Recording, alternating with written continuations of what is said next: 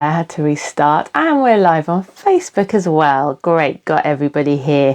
Fantastic. Thank you so much for joining me for another little video designed for you to make you a stronger and more confident dancer, and to make you feel confident and knowledgeable about your body and the amazing things it can do.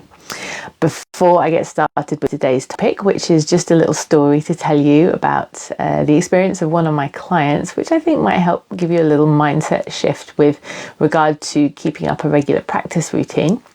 I would love it if you're watching. Please do give me a thumbs up if you're on Facebook, or double tap to like this if you are on Instagram. And if you have any comments or questions, please do put them in the box below, and I'll be asking you to comment with your feedback on this one. A couple of little options for you at the end of this one, so please do hold on for that. So today, I wanted to share a little bit about an experience I had with a client recently, and I think this is really relatable, and I think everyone can get a little bit of benefit. It can help them maybe think about how they're going ahead planning your personal practice, whether that be a movement practice or anything else you want to practice really. So this is a client I've been working with for quite a few months now, and we started working together last summer, and she had a few trips planned in the first few months that we were working together. And she was very keen to get a regular practice off the ground. So each time she was going away, she'd ask me to schedule in some practices that she could do on the road. So shorter practices to do in her hotel room, or whatever the situation was. So we did this for her, and each time she'd come back from her trip and she hadn't managed to do it, which of course was totally fine. Generally she was on holiday, and you're out of your normal routine, totally understandable. And she managed to get back on the wagon again straight away. When she was back in her normal routine and back in her groove, she was able to get on with her personal practice. So fast forward to December this year, and again she's talking about a trip that she's got planned.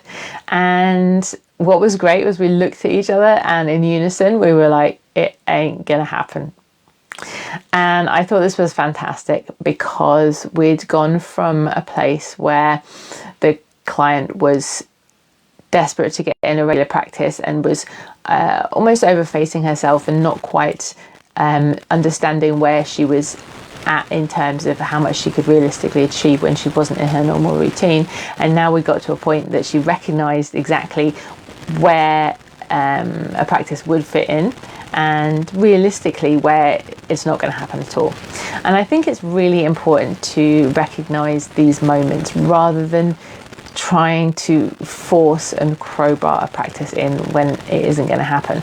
The sooner we can notice these points, so whether it be if you're going on holiday and you know that either you're just not going to do it outside of your normal routine, or perhaps there's just not going to be enough space where you are. That's a common thing when we go away.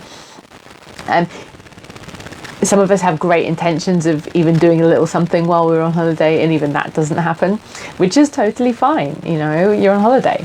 But I think it's always really important to be realistic with ourselves about these things, because that way we don't set ourselves up for disappointment.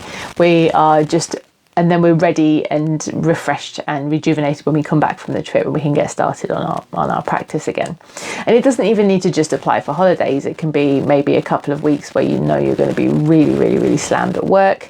How are you going to manage that? You have all of the good in doing your practice, but perhaps half an hour 3 times a week isn't going to happen for you, whatever your usual practice is. Perhaps getting in just one practice in that time is more realistic, or perhaps you're going to have to just take a 2-week break from it and then plan to come back to it when you come back.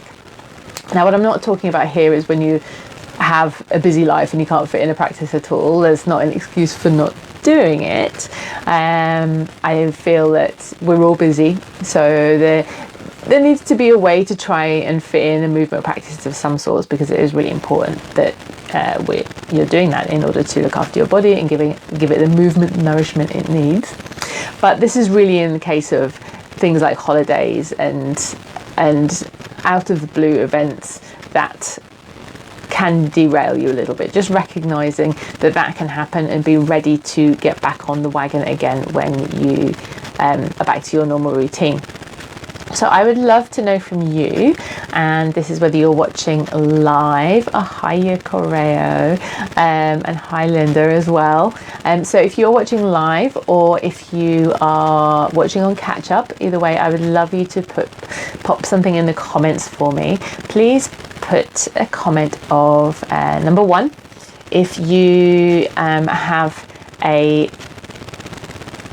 little go-to practice that you go to, like a go-to practice that you go to, an easy quick sequence that you go to if you know you're going to be busy or on holiday, something that maybe takes 5-10 minutes max, but you know that you're going to get your movement practice in.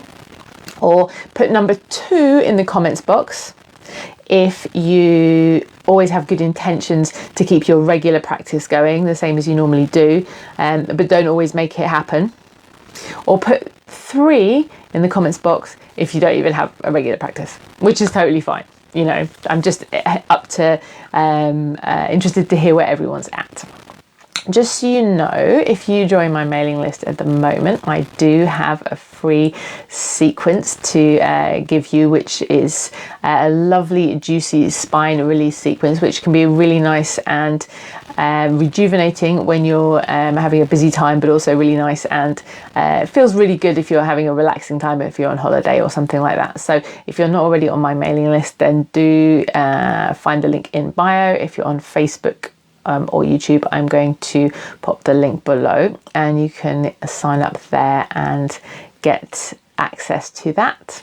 So don't forget to put the comment below. Let me know where you're at with your practice when it goes outside of your normal routine. Just a reminder, number 1, you have a handy little 5 to 10 minute sequence that you know you can do at any time, even when your routine is disrupted or if you're on holiday. Juliet Dance, hello. And